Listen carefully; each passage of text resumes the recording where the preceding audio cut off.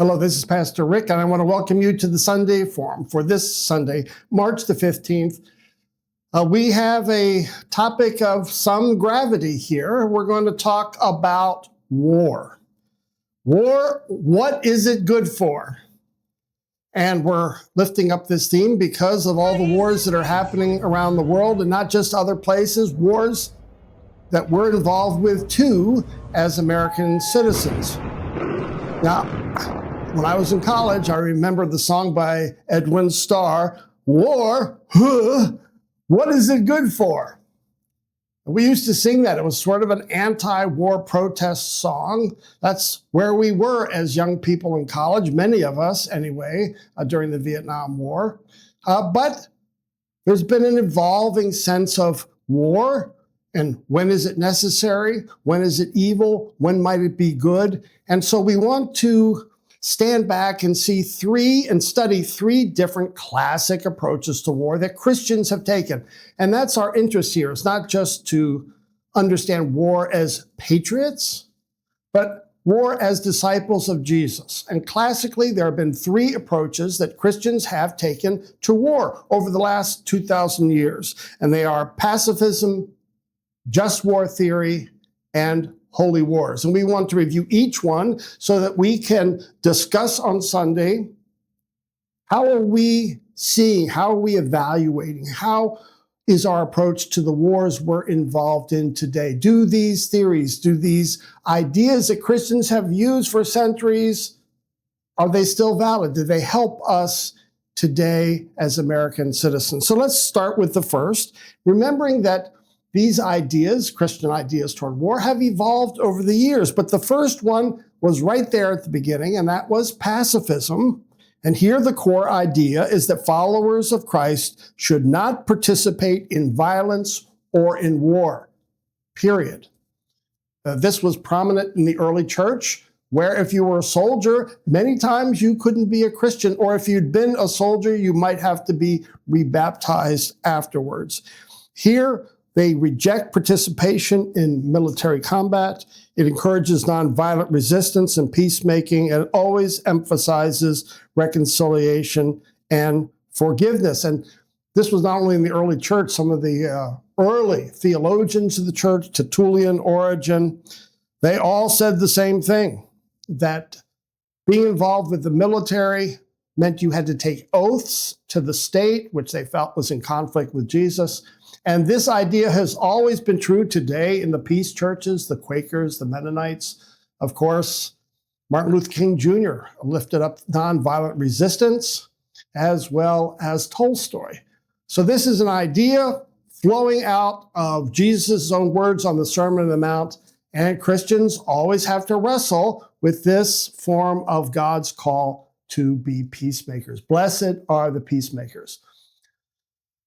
But after Constantine became the emperor and converted to Christianity, Christians, following some of the Roman philosophers, came up with just war theory. And here, the core idea of just war theory is that war is tragic, it's caused by sin, but morally justified under strict moral conditions. In other words, war is bad, but not always the worst option.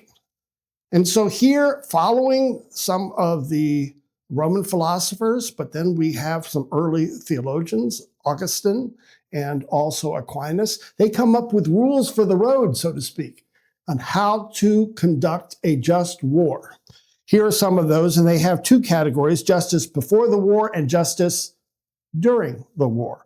Before the war, it has to be a just cause. In other words, there has to be some moral defense for being the aggressor.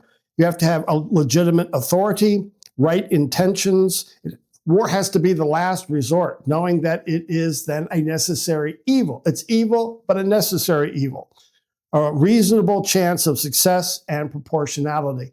That needs to be in place before the war, and then during the war, you want to protect civilians, use proportional force, and avoid unnecessary suffering.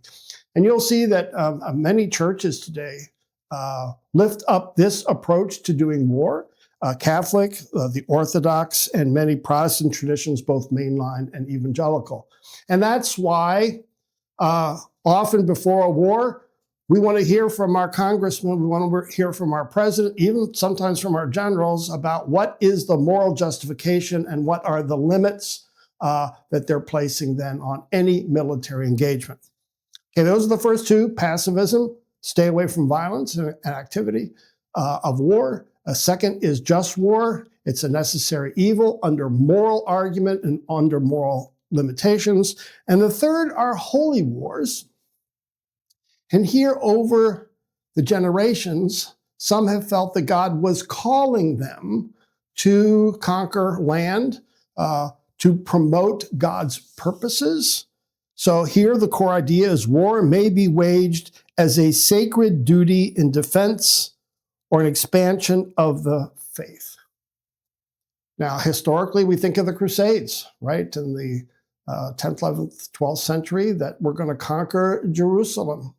And all those go back, of course, to Old Testament texts where the children of Israel conquer the promised land. They go back, of course, to the Bible. They go back to Judges, 1 Samuel. And they say, here, God has called us to do what we're doing. So the Crusades are one example. One might also see it as God's call to take over the United States, the promised land. Those who came from Europe felt that call, that this was the new promised land that they were to conquer.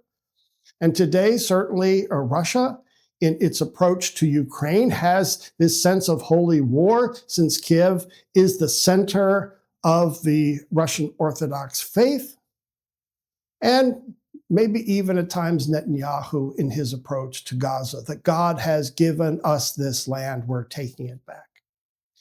All right, so here we have these three approaches, and denominations, well, they differ in their approaches to, again, they got peace churches, Quakers and the Mennonites who lean toward pacifism. We have most of Orthodoxy, Catholic, and mainline evangelicals who have some just war theory. And we got some non-denominations who lean toward the holy wars because they sense that God is calling us as a nation, as a people, to conquer certain lands, to promote God's purposes. All right, so these are the classic three. Now, how does that fit today as we look at the Israel-Gaza war, or Russia-Ukraine, or maybe we look at Eastern Congo or the Sudan, what we did in Afghanistan, Pakistan and Afghanistan, Venezuela, now Israel and the U.S. in Iran? Do these three approaches help us frame our understanding of what we're doing and how to follow Jesus as his disciples? That's what we want to talk about in the Sunday Forum. So come prepared to talk, prepared to discuss and discern war.